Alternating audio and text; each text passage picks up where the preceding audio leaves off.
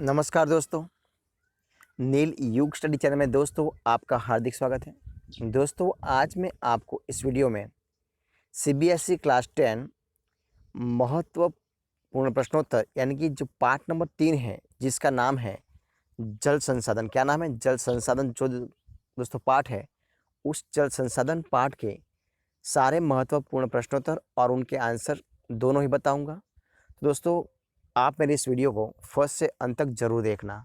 दोस्तों शुरुआत करने जा रहे हैं हम सीबीएसई क्लास 10 भूगोल महत्वपूर्ण प्रश्नोत्तर पार्ट 3 जल संसाधन। शुरुआत करते हैं। बहुवैकल्पिक प्रश्न 1 अंक वाले हैं। देखिए आपके एग्जाम में आएंगे। सवाल नंबर 1, इसमें क्या सवाल है? देखिए सवाल नंबर 1, इसमें से किन बांधों को आधुनिक भारत का मंदिर कहा गया है? तो कौन सा है? राजेंद्र प्रसाद, जवाहरलाल नेहरू, सरदार पटेल, गांधी जी। तो दोस्तों क्या है उत्तर? उत्तर है जवाहरलाल नेहरू, यानी कि दूसरा वाला जो आंसर है वो सही आंसर हो जाएगा। ठीक है, जवाहरलाल नेहरू ने उसने कहा है। सवाल नंबर 2, राजस्थान में 6 वर्षीय जल संग्रहण को क्या कहा जाता है? गोल, कोल, टांका और बॉक्स। तो दोस्तों राजस्थान में 6 वर्षीय जल संग्रहण को टांका कहा जाता है। क्या कहा जाता है? टांका, यानी कि ऑप्शन नंबर 3 सही आंसर है। ठीक है। सवाल नंबर 3, निम्नलिखित में से कौन सा बांध दुष्प्रभाव नहीं है?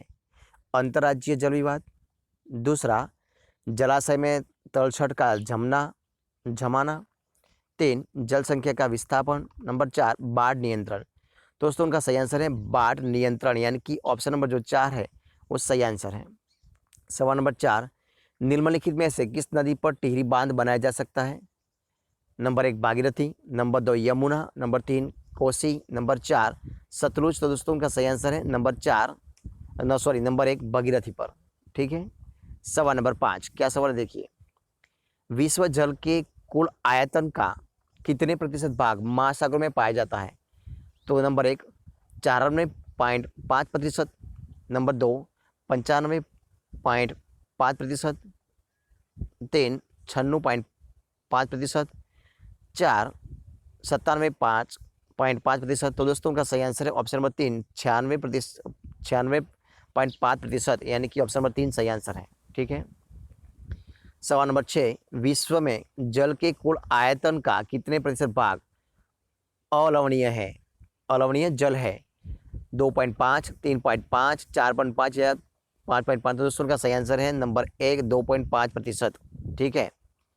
सवाल नंबर 7, निम्नलिखित में से कौन सा अलवणीय जल का स्रोत है? वर्षण, सतही जल, भौम जल, उपरोक्त सभी। तो दोस्तों उपरोक्त सभी, यानी कि ऑप्शन नंबर जो 4 है वो सही आंसर है। सवाल नंबर 8, सलाल बांध किस नदी पर बना हुआ है? चेनाब, महानदी, कृष्णा या सतलुज। तो दोस्तों का सही आंसर है नंबर 1 चेनाब नदी पर।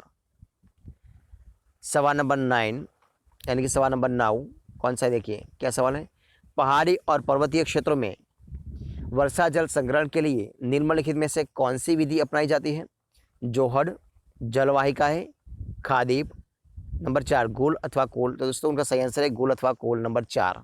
ठीक है, नंबर 4 जो ऑप्शन है वो सही आंसर है। ठीक है। अगला सवाल, सवाल नंबर 10, नागार्जुन सागर बांध किस नदी पर स्थित है? चेनाब नदी पर, महानदी पर, कृष्णा नदी पर, सतलुज नदी पर। तो दोस्तों वो है नंबर 3 कृष्णा नदी पर, यानी कि ऑप्शन नंबर 3 है वो सही आंसर है। कौन सा वाला? ऑप्शन नंबर 3 सही आंसर है। आगे देखिए अति लघु उत्तर वाले प्रश्न, जो 1 अंक वाले प्रश्न एग्जाम में पूछे जाते हैं। प्रश्न नंबर 1, विश्व में कुल जल के आयतन का मनुष्य के उपयोग के लायक कितना जल है? तो दोस्तों देखिए उत्तर है तमिलनाडु में है। और वो कहाँ पर है वो सारे देखते हैं। तो कृषि तथा नंबर 1 कृषि तथा ग्रामीण अर्थव्यवस्था का विकास, दूसरा औद्योगिकरण में तेजी, नंबर 3 शहरी अर्थव्यवस्था का विकास उससे होता है, वो भी है तमिलनाडु में है। ठीक है।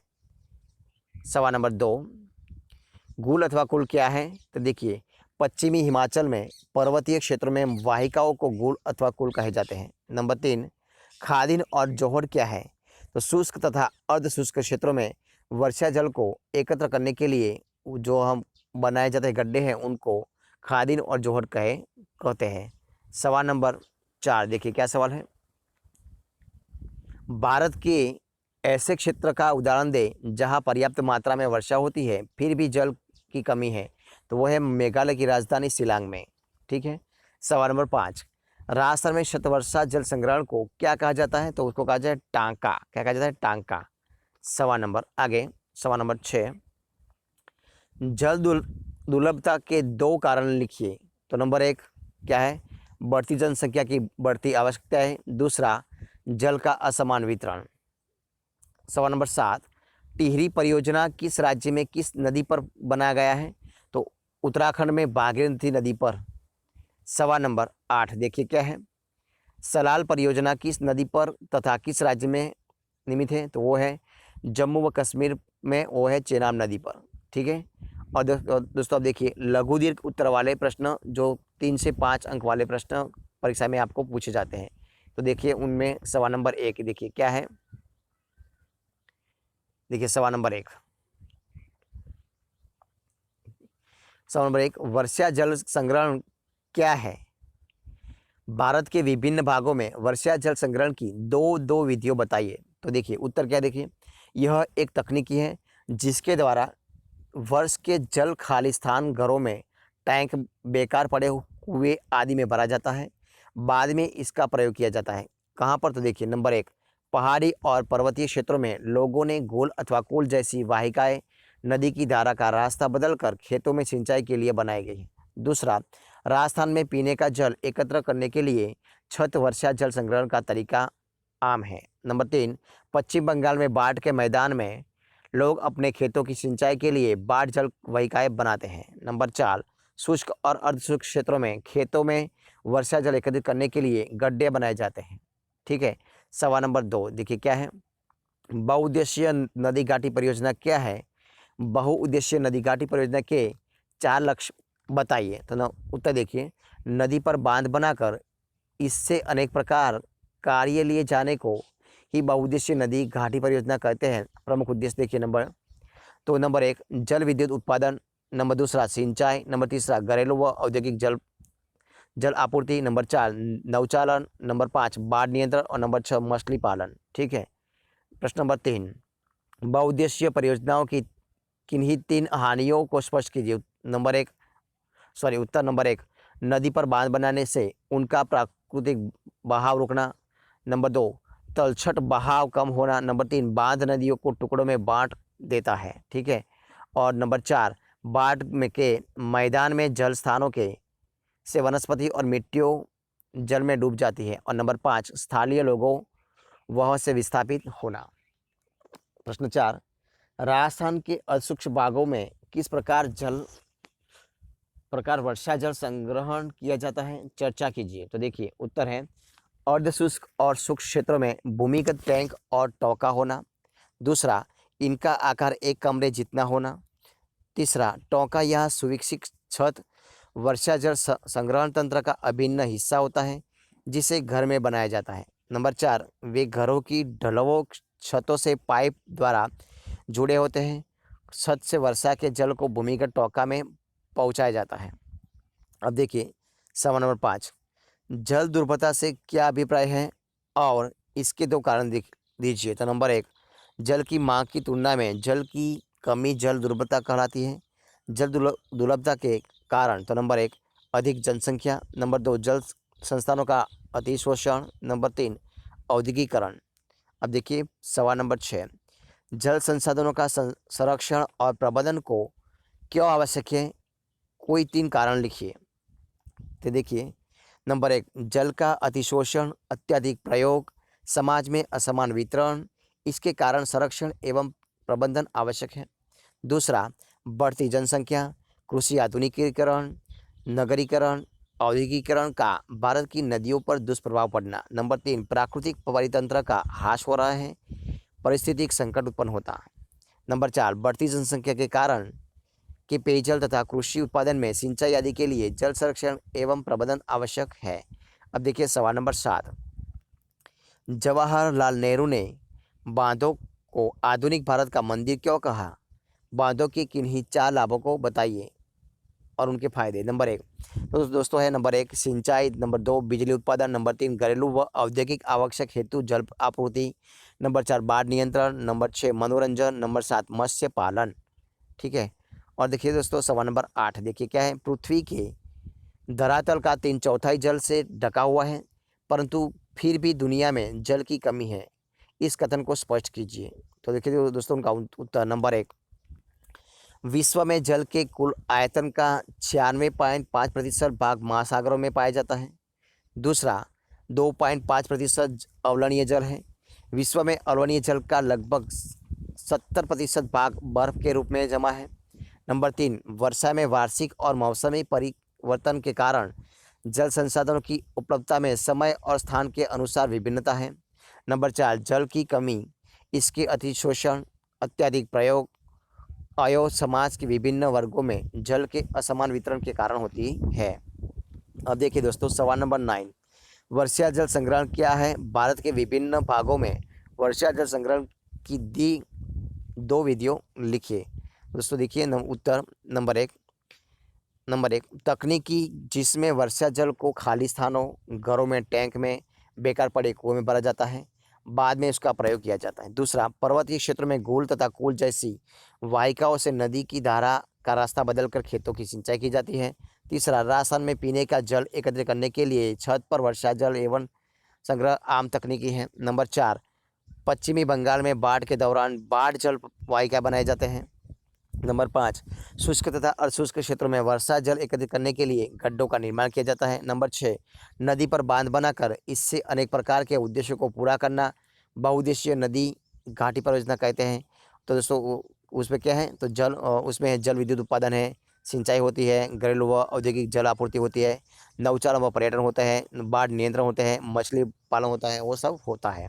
अब देखिए सवाल नंबर 10 प्रश्न 10 बेकार पड़े कुएं का वर्षा के जल के द्वारा पुनः भरण कैसे किया जाता है। तो उत्तर देखिए नंबर 1 पीवीसी पाइपलाइन का प्रयोग करके छत पर वर्षा जल एकत्र किया जाता है। दूसरा रेल व ईंट प्रयुक्त करके जल का छनन किया जाता है। तीसरा भूमिगत पाइप द्वारा जल हौज तक ले जाया जाता है, वह से तुरंत प्रयोग किया जाता है। नंबर 4 इसी हौज से अतिरिक्त जल कुएं तक ले जाया जाता है। नंबर 5 कुएं का जल भूमिगत जल का पुनः भरण करता है। और नंबर 6 बाद में इस जल का प्रयोग अन्य कार्यों के लिए किया जाता है। अब देखिए दोस्तों सवाल नंबर 11 औद्योगिकरण तथा शहरीकरण किस प्रकार जल दुर्लभता के लिए उत्तरदायी है। देखिए नंबर 1 स्वतंत्रता के पश्चात भारत में तेजी से औद्योगिकरण। नंबर 2 उद्योगों की बढ़ती संख्या के कारण अवर्णनीय जल का अत्यधिक प्रयोग। नंबर 3 शहरी की बढ़ती आबादी तथा शहरी जीवन शैली के कारण जल ऊर्जा की आवश्यकता में तीव्र वृद्धि। और नंबर 4 शहरों तथा गाँवों में जल संसाधनों का अतिशोषण। अब देखिए सवाल नंबर 12 नर्मदा बचाओ आंदोलन पर टिप्पणी लिखिए। तो देखिए दोस्तों उत्तर क्या है, तो नंबर 1 आंदोलन में गैर सरकारी संगठन द्वारा संचालित है। दूसरा जनजातीय लोगों, किसानों, पर्यावरणविदों व मानवाधिकार कार्यकर्ताओं का सरदार सरोवर परियोजना के विरोध में लामबंद है। नंबर 3 आरंभ से यह आंदोलन जंगलों के बांध के पानी में डूबने के मुद्दे पर केंद्रित है। नंबर 3 बाढ़ में इसका लक्ष्य विस्थापितों का पुनर्वास करना हो गया है। नंबर 3 आंदोलन का अगुवा नेता मेघा पाटकर अब भी संघर्षरत है। अब देखिए सवाल नंबर 13 परंपरागत वर्षा जल संग्रहण की किन पद्धतियों को आधुनिक समय में अपनाकर जल दुर्लभता की समस्या से छुटकारा पाया जा सकता है। तो देखिए दोस्तों उत्तर ये है नंबर 1 छत वर्षा जल संग्रहण। दूसरा गुड़ अथवा कोल। नंबर 3 बाढ़ जल वाहिकाएँ। नंबर 4 गुड्डे बनाकर। नंबर 5 खादिन करके। नंबर 6 टैंक अथवा तो टांका बनाकर। नंबर 7 बांस ड्रिप सिंचाई प्रणाली के द्वारा। अब देखिए सवाल नंबर 14 जवाहरलाल नेहरू ने बांधों को आधुनिक भारत के मंदिर क्यों कहा गया है। बांधों से होने वाले लाभों की सूची बनाइए। तो देखिए बांधों से होने वाले लाभ नंबर 1 सिंचाई, विद्युत उत्पादन, घरेलू तथा औद्योगिक आवश्यकता हेतु जल आपूर्ति। नंबर 4 बाढ़ नियंत्रण। और नंबर 5 मनोरंजन तथा पर्यटन। और नंबर 6 मत्स्य पालन। अब देखिए सवाल नंबर 15 हमारे देश में जल का अभाव दिन प्रतिदिन क्यों बढ़ता जा रहा है, कारणों की सूची तैयार करिए। तो देखिए दोस्तों नंबर 1 भारत मानसूनी जलवायु का देश है, कई बार मानसून असफल होने से जल का अभाव बढ़ रहा है। दूसरा, सिंचाई के जल की मांग में तीव्र वृद्धि है। तीसरा, औद्योगिक क्रियाओं के कारण भूमिगत जल स्तर का गिरना है। नंबर 4, शहरीकरण की गति में वृद्धि के कारण जल संसाधनों पर बढ़ता दबाव है। नंबर 4, बढ़ती जनसंख्या की आवश्यकताओं को पूरा करने के कारण। तो दोस्तों, ये थे हमारे आज के सारे सवाल। तो दोस्तों, अगर आपको मेरा इस वीडियो अच्छा लगा हो तो इस वीडियो को दोस्तों लाइक कीजिए, कमेंट कीजिए, आपके दोस्तों में शेयर कीजिए। और लास्ट में दोस्तों, अब तक आपने हमारे इस चैनल को सब्सक्राइब नहीं किया तो आपको सब्सक्राइब करना मत भूलना। तो दोस्तों, हमारे इस वीडियो को फर्स्ट से अंत तक देखने के लिए आप सब लोगों का बहुत बहुत धन्यवाद।